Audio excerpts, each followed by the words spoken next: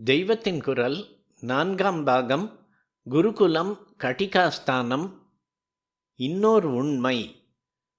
இவ்வாறு பிராமணர்களுக்கும் போதிக்கக்கூடிய அளவுக்கு விஷயம் அறிந்த 4ஆம் வர்ணத்தினர் இருந்திருக்கிறார்கள். அவர்களிடம் போய் நீங்கள் கற்றுக்கொள்ளலாம் என்று தர்மசாஸ்திரங்களே குறிப்பிட்டு சொல்கிற அளவுக்கு இருந்திருக்கிறார்கள் என்பதிலிருந்து இன்னொரு உண்மையும் தெரிகிறது.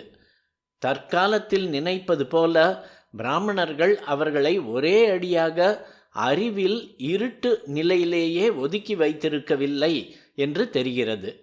நேராக அவர்களுக்கு வேத பாடம் சொல்லித் தராவிட்டாலும் அவர்கள் தங்கள் தொழிலில் சாஸ்திர கல்வி பெறுவதற்காக வரும்போது அவர்களுக்கு பிராமணர்கள் தொழிற்கல்வியோடு நிறைய தர்மோபதேசமும் ஞானோபதேசமும் செய்திருக்கிறார்கள்.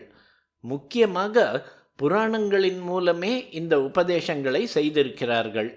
இப்படியாக அவர்களில் நல்ல தார்மீக ஆத்மிக வித்யா சம்பத்தை பெற்றுக்கொண்டவர்களாக பல பேர் ஏற்பட்டதால்தான் அப்புறம் பிராமணர்களிலேயே அவ்வளவு அறிவு பெறாதவர்கள் அவர்களிடம் போய் கேட்டுக்கொள்ள இடம் ஏற்பட்டிருக்கிறது.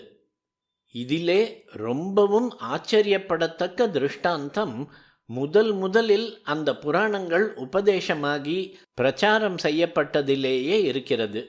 வேதங்களை பிராமண சிஷ்யர்கள் மூலம் பிரச்சாரம் செய்த வியாச பகவான் புராணங்களை செய்து அப்பிராமணராகிய ரோமஹர்ஷண சூதர் என்பவருக்கே அவற்றை உபதேசித்து பிரச்சாரம் பண்ண அனுப்பினார்.